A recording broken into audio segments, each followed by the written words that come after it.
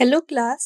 So last class में हमने equilibrium of a rigid body में सेंटर ऑफ ग्रेविटी टॉपिक को स्टार्ट कर दिया था एंड मैंने एक्सप्लेन किया था कि सेंटर ऑफ ग्रेविटी वो पॉइंट होता है जहां पर पूरा का पूरा ऑब्जेक्ट का मास ग्रेविटेशनल फोर्स में एकदम इक्विलिब्रियम स्टेट में आ जाए।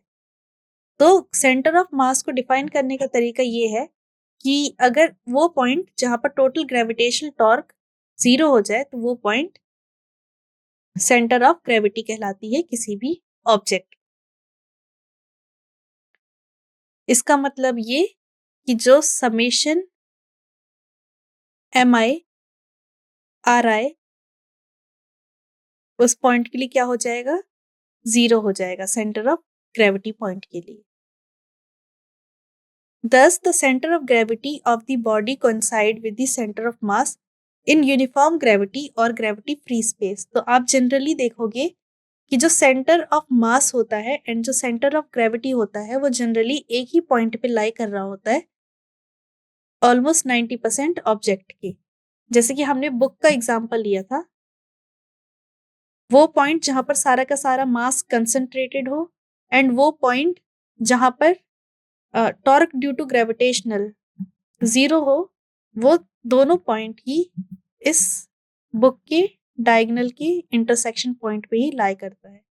तो मोस्ट ऑफ द केसेस में हमें पता है कि जो सेंटर ऑफ ग्रेविटी होती है एंड सेंटर ऑफ मास होता है वो सेम पॉइंट पे ही लाई करता है। We note that this is true because body being small. ये सब ट्रू इसलिए होता है क्योंकि जो बॉडीज होती है, एक्सटेंडेड बॉडी होती है, बहुत ज्यादा छोटी होती है। ग्रेविटेशनल एक्सेलरेशन उतना वर्क नहीं कर रहा होता है सारी की सारी बॉडीज पे कि हमें कुछ डिफरेंस दिख पाए पॉइंट्स में कि centre of mass and centre of gravity वाले पॉइंट के बीच में कोई गैप आ पाया है। If the body is so extended that g varies from part to part of the body, then the center of gravity and center of mass will not coincide। अगर हमारे पास कोई लॉन्ग एक्सटेंडेड बॉडी होगी इस तरीके से कि अर्थ के compare में, अगर ये अर्थ है उसके कंपेयर में बॉडी, उसके कंपेयर करे जाने वाली बॉडी होगी, तो ऐसे ऑब्जेक्ट में ग्रेविटेशनल फील्ड वेरी करेगी and because gravitational field very करेगी तो centre of mass and centre of gravity में भी कॉन्साइड ना करे। पर जो अर्थ पे जितनी भी ऑब्जेक्ट्स हैं उनमें generally centre of mass and centre of gravity coincide करती है। Basically the two are different concept. Centre of mass and centre of gravity को सेम चीज ना समझा जाए। सेंटर ऑफ मास वो पॉइंट होता है जहां पर पूरी की पूरी बॉडी को हम बैलेंस कर सकते हैं, या फिर कह सकते हैं कि उस पॉइंट पे उस बॉडी का सारा मास कंसंट्रेटेड है। Where as centre of gravity वो पॉइंट होती है जहां पर टोटल ग्रेविटेशनल टॉर्क 0 होता है। इन दोनों डेफिनेशन को सेम ना समझा जाए, बट ये दोनों की दोनों चीजें डिपेंड करती है कि कैसे मास का डिस्ट्रीब्यूशन हो रखा है बॉडी पे। We found out the position of center of mass of several regular homogeneous object। हम easily homogeneous object के center of masses को calculate कर सकते हैं। Obviously the method used there give us also the center of gravity of these body, और वही formulas center of gravity calculate करने में भी help कर सकते हैं क्योंकि generally ये दोनों point coincide करते हैं। This illustrate another way to determine center of gravity। Centre of gravity को डिटरमाइन करने के लिए ये हमें दूसरा तरीका भी मिल गया है कि सेंटर ऑफ मास कैलकुलेट करो किसी भी होमोजीनियस ऑब्जेक्ट का एंड सेंटर ऑफ ग्रेविटी भी वही पॉइंट होगा उस ऑब्जेक्ट का। If you suspended a body from some point like A, the vertical line through A pass through centre of gravity. अगर आप किसी बॉडी को किसी पॉइंट ए से सस्पेंड कर रहे हो, ये एक बॉडी है, ये कोई ए पॉइंट है और यहाँ से आप किसी ऑब्जेक्ट को सस्पेंड कर रहे हो, लटका रहे हो, तो क्या होगा, जो सेंटर ऑफ ग्रेविटी होगी वो इसी लाइन पे लाई करेगी। We make vertical A dash, we then suspend the body through point B and C B and C point पे क्या कर रहे हैं, बॉडी को सस्पेंड कर रहे हैं। The intersection of vertical give centre of gravity, इनका इंटरसेक्शन सेंटर ऑफ ग्रेविटी को देगा। Since the body is small enough the method allow us to determine centre of mass. तो यही इंटरसेक्शन वाला जो तरीका है, जैसे कि हमने बुक के केस में लिया था, यही चीज सेंटर ऑफ मास को भी डिटरमाइन करने में हेल्प कर सकता है। अब एक एग्जांपल सॉल्व करते हैं। A metal bar 70 centimetre long, एक मेटल बार है 70 सेंटीमीटर लॉन्ग एंड उसका वेट है 4 kg, supported on 2 knife edge placed in 10 centimetre. ठीक है, ऐसे नाइफ एजेस वाले हमारे पास 2 पॉइंट है, उस पर क्या कर दिया हमने, किसी बॉडी को सस्पेंड कर दिया है, रख दिया है, और ये मेटल बार 70 सेंटीमीटर है, पूरा का पूरा 70 सेंटीमीटर है, बट ये नाइफ एजेस के बीच का डिस्टेंस 10 सेंटीमीटर है। एक 6 kg का लोड सस्पेंड किया गया 30 सेंटीमीटर फ्रॉम वन एंड, एक एंड से 30 सेंटीमीटर पे एक 6 kg का वेट सस्पेंड किया गया है, ये डिस्टेंस 30 सेंटीमीटर है। Find the reaction at the knife as, तो हमें नाइफ एज पे क्या रिएक्शन बन रहा है उसको कैलकुलेट करना है। सो इसको कैलकुलेट करते हैं। आंसर है, it show that the rod A B, the position of the knife edge K1 and K2, ये रहा हमारे पास rod A B, knife edges ये रहे, इस एक को हम बोल रहे K1, एक को बोल रहे K2। The centre of gravity of the rod at G, ठीक है, G पर है centre of gravity, and suspended load, जो हमने लोड रखा है वो है किसी P पॉइंट पे। Note the weight of the rod W act at the centre of gravity, तो इस पूरे के पूरे रॉड का वेट सेंटर ऑफ ग्रेविटी पे एक्ट कर रहा होगा। The rod is uniform in cross section and homogeneous, जो रॉड है वो यूनिफॉर्म है और होमोजीनियस है, तो सेंटर ऑफ रॉड पे ही सेंटर ऑफ ग्रेविटी होगी। ए बी की जो लेंथ है टोटल वो है 70 सेंटीमीटर, ए बी 70 सेंटीमीटर दूर है। तो अगर ए बी 70 सेंटीमीटर है एंड रॉड के सेंटर में ही सेंटर ऑफ ग्रेविटी होगी, तो इतनी डिस्टेंस क्या होगी, इतनी डिस्टेंस होगी 35 सेंटीमीटर। एंड पी पॉइंट पे हमने मास को सस्पेंड किया है and P point A point से 30 सेंटीमीटर दूर है, तो ये जो पीजी डिस्टेंस है ये 5 सेंटीमीटर हो जाएगी। अब हम जानते हैं कि ए इंटू जो नाइफ एज है K1 और ये K2, ये दोनों के दोनों बराबर बराबर है 10 सेंटीमीटर पे, और K1G एंड K2G भी दोनों बराबर बराबर है 25 सेंटीमीटर में, और W वेट है रॉड का जो कि है 4 kg, और जो हमने लोड सस्पेंड किया है उसका वेट है W1 विच इज 6 kg। तो अब रिएक्शन फोर्स को अब हम कैलकुलेट कर सकते हैं, सारी चीज जो भी हमें गिवन है उसको हमने इंटरप्रिटेट अच्छे से कर दिया है। तो अब रिएक्शन फोर्स को कैलकुलेट करते हैं। तो ट्रांसलेशन इक्विलिब्रियम के लिए रिएक्शन फोर्स किसके इक्वल होना चाहिए, दोनों वेटेड के सम के इक्वल होना चाहिए, जहां पर W1 and W2 vertically downward है and R1 R2 upward force है, तभी क्या होगा, ट्रांसलेशन इक्विलिब्रियम जनरेट हो रहा होगा। For considering rotational equilibrium we take movement of the force, rotational equilibrium के लिए हम टॉर्क का इस्तेमाल करेंगे। तो जो मूवमेंट है R2 एंड W1 वो एंटी क्लॉकवाइज होगा, तो उसको एंटी क्लॉकवाइज को पॉजिटिव कहेंगे, एंड R1 कैसा मूवमेंट जनरेट कर रहा होगा, क्लॉकवाइज मूवमेंट जनरेट कर रहा होगा, तो उसको हम नेगेटिव कहेंगे। तो रोटेशनल इक्विलिब्रियम के लिए ये हमने टॉर्क की इक्वेशन लिख दी है, -R1 K1G plus W1, R1 wait है, K1G डिस्टेंस है, W1 वेट है, PG डिस्टेंस है, R2 वेट है, K2G डिस्टेंस है। अब बस हमें क्या करनी है, चीजों की वैल्यू पुट कर देनी है एंड ये क्वेश्चन सिंप्लीफाई हो जाएगा। R1 plus R2 10 gravitational constant आया है, G की वैल्यू 9.8 होती है, तो R1 प्लस R2 98 न्यूटन आया है। And R1 minus R2 11.76 Newton आया है। तो उन दोनों इक्वेशन को सॉल्व करके R2 की वैल्यू 43.12 न्यूटन आ गई है। यही रिएक्शन फोर्स हमें कैलकुलेट करना था इस प्रॉब्लम में। सो आगे चलते हैं। तो हमने equilibrium of a rigid body calculate कर लिया है। अब हम नेक्स्ट टॉपिक पे आ जाते हैं, kinematics of rotational motion about fix axis. अब हम पढ़ेंगे काइनेमैटिक्स किसकी, रोटेशनल मोशन की फिक्स एक्सिस पे। So we have already indicate the analogy between rotational motion and translation motion. तो अभी तक हमें समझ में आ गया कि रोटेशनल मोशन और ट्रांसलेशन मोशन में एक एनालॉजी है। जैसे कि लीनियर मोमेंटम P लिखा जाता है, एंगुलर मोमेंटम L लिखा जाता है, और L और P के बीच में रिलेशन होता है R क्रॉस P।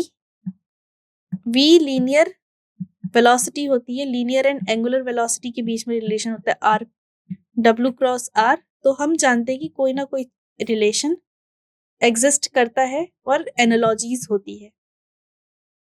तो जो ओमेगा है रोटेशन मोशन में वही रोल प्ले करता है जो वेलोसिटी लीनियर मोशन में करती है। सिमिलरली एंगुलर मोमेंटम वही रोल प्ले करता है जैसे P लीनियर मोमेंटम लीनियर वे में करती है, विदाउट रोटेशन कर रही होती है।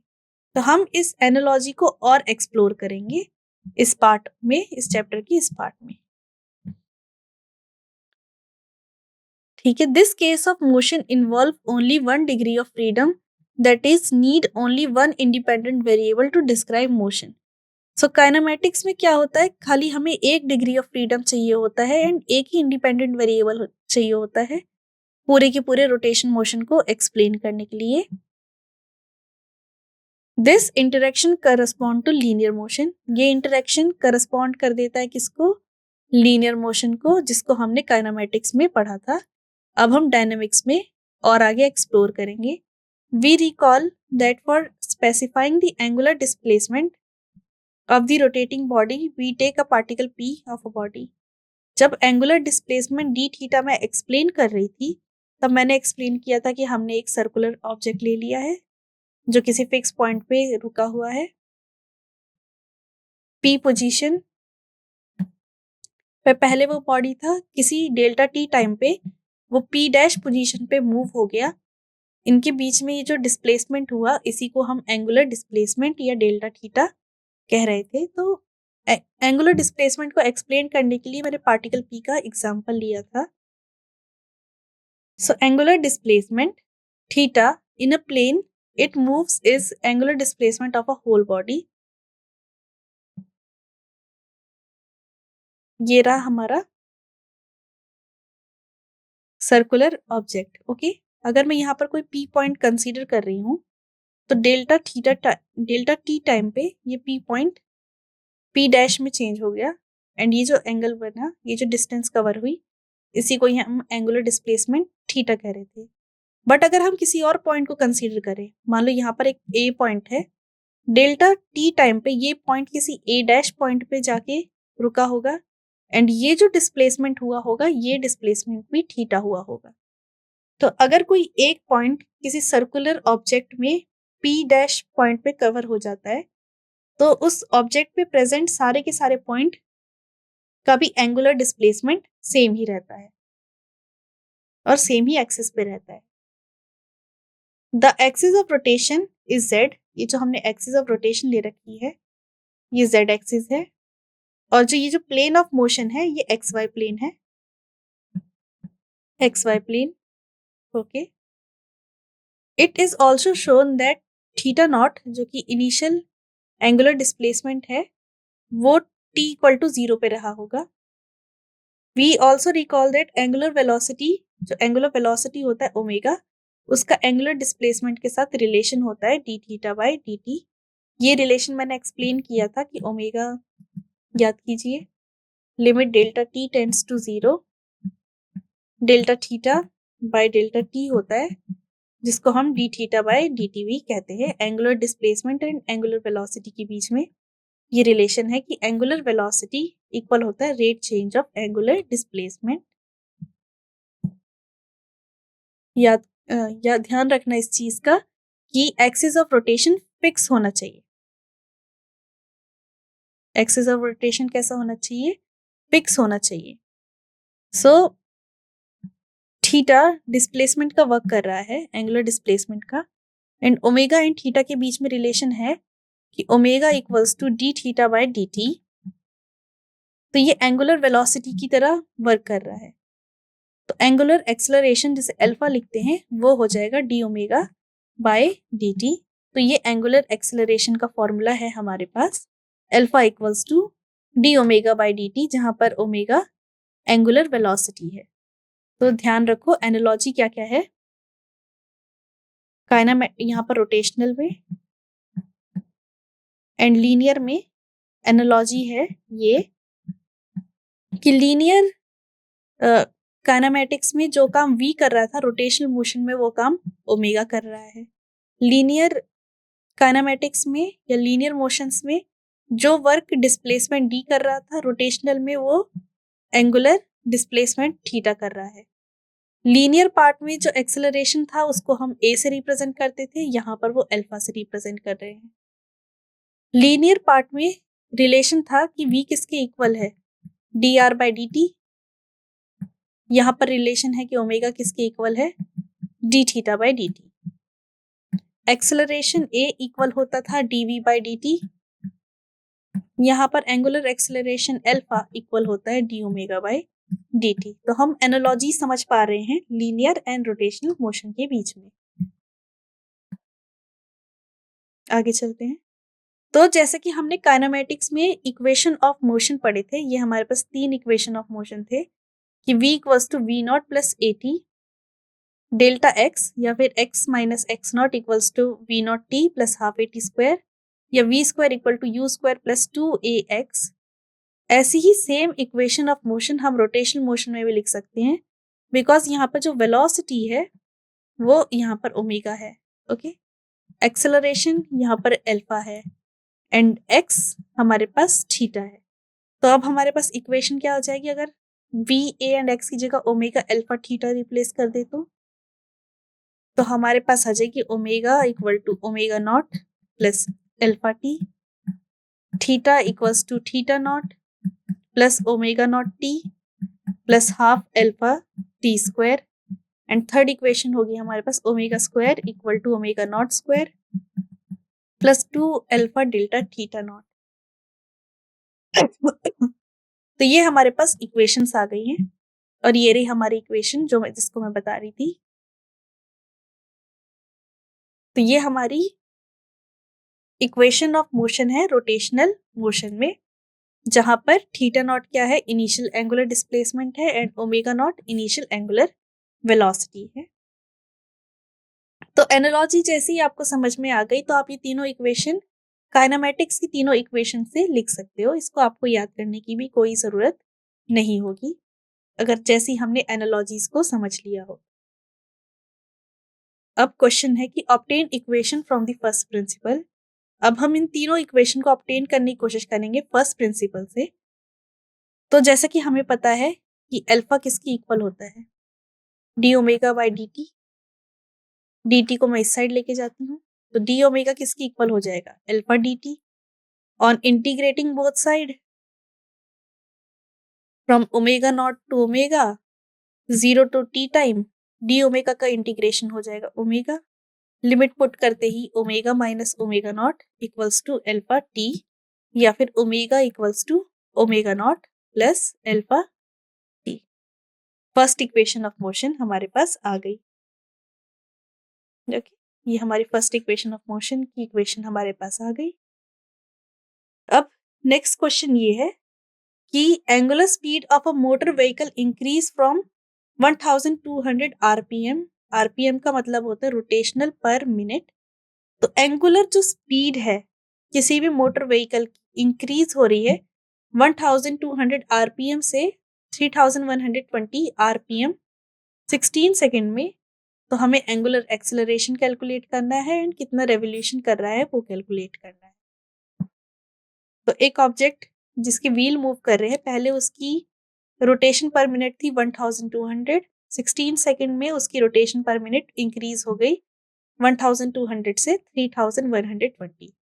हमें कैलकुलेट करना है एंगुलर एक्सेलरेशन एंड कितना रेवोल्यूशन ले रहा है इस टाइम पीरियड में, तो कैलकुलेट करते हैं। हमें इक्वेशंस ऑफ मोशन को यहाँ पर यूज करना होगा रोटेशनल मोशन की। सबसे पहले पहली इक्वेशन की हम यूज करते हैं। हमें अल्फा कैलकुलेट करना है, हमें टी दे दिया है एंड ओमेगा नॉट भी हमें दे रखा है। तो सबसे पहले तो आरपीएम को, रोटेशन पर मिनट को, रेवोल्यूशन पर सेकंड में कन्वर्ट करना है। तो रोटेशन पर मिनट, एक रोटेशन में कितना डिस्टेंस हमें कवर करना पड़ जाता है, एक रोटेशन में हमें 2 पाई 360 डिग्री कवर करना पड़ जाता है, जिसको हम डिवाइड कर देंगे मिनट को सेकंड में कन्वर्ट करने के लिए, जो कि है 60। तो आरपीएम से रेवोल्यूशन पर सेकंड, रेडियन पर सेकंड में जाना है, तो हमें 2 पाई बाय 60 से मल्टीप्लाई करना होगा। सो 2 pi by 60 into 1200 and 2 pi by 60 into 3120, ये सॉल्व करना होगा। तो ये हमारी ओमेगा की वैल्यू आ जाएगी रेडियन पर सेकंड में। ओके, तो ये हमने वैल्यू कैलकुलेट कर ली। तो अब हमने फर्स्ट इक्वेशन में वैल्यूज डाल देंगे।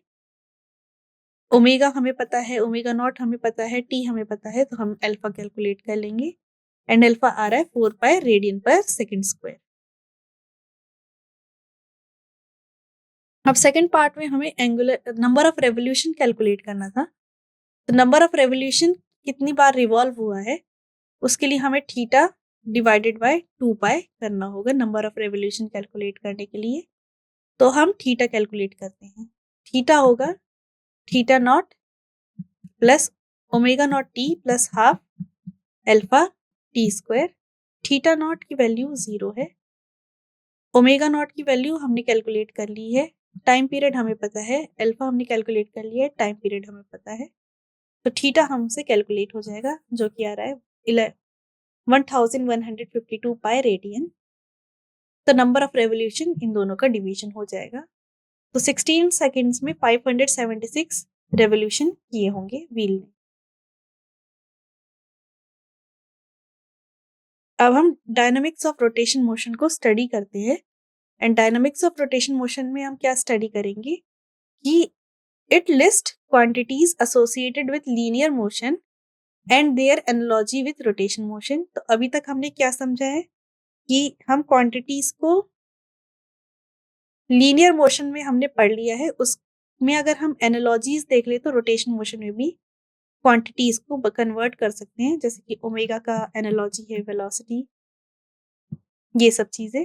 We have already compare kinematic of two motion. Also, we know that rotational motion, moment of inertia and torque play a same role as mass and force। जो moment of inertia होता है, जिसको हम I से represent करते हैं, जो mr² होता है, ये रोटेशन में होता है एंड लीनियर में यही सेम का काम मास कर रहा होता है। सिमिलरली टॉर्क जो रोटेशन में होता है वही सेम काम फोर्स में कर रहा होता है, फोर्स कर रहा होता है। तो हमने एनालॉजीज ढूंढ ली है। अब इसकी हेल्प से हम डिफरेंट डिफरेंट फॉर्मूलेस को जनरेट करेंगे। For example, we know that linear motion में जो वर्क डन होता है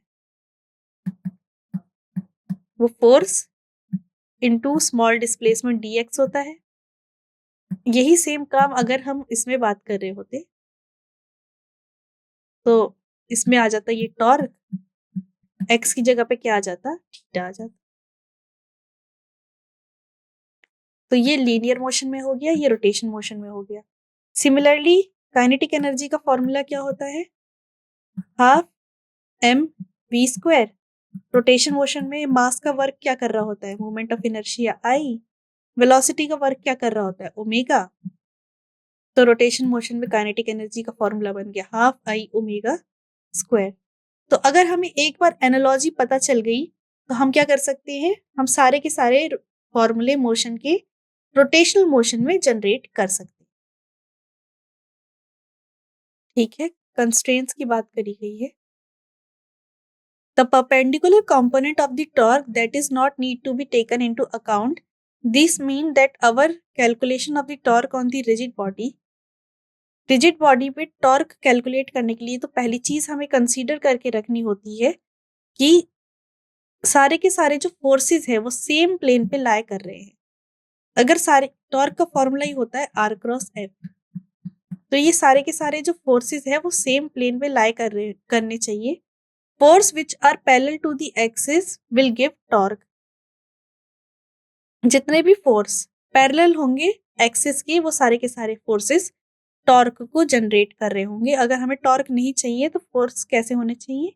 सेम प्लेन पे लाई करने चाहिए। एंड सेकंड हमें क्या चाहिए? We need to consider only those component of the position vector which are perpendicular to the axis. और हमें उन्हीं कंपोनेंट्स को कंसीडर करना है पोजीशन वेक्टर के जो एक्सिस के परपेंडिकुलर होगी। Component of position vector along the axis will result into torque. अगर position vector along the axis रहे तो वो क्या करेंगे? टॉर्क को जनरेट करने में हेल्प करेंगे, जिसकी हमें रिक्वायरमेंट नहीं होगी। सो आज की क्लास में हमने रोटेशन मोशन फिक्स एक्सिस के बारे में पढ़ा है, उसकी डायनेमिक्स के बारे में पढ़ा, हमने equation of motion in rotational motion के बारे में पढ़ा। नेक्स्ट क्लास में हम डायनामिक ऑफ रोटेशनल मोशन को कंटिन्यू करेंगे एंड एंगुलर मोमेंटम के बारे में आगे और चीजें जानेंगे। आई होप आपको आज की क्लास क्लियर होगी। Thank you.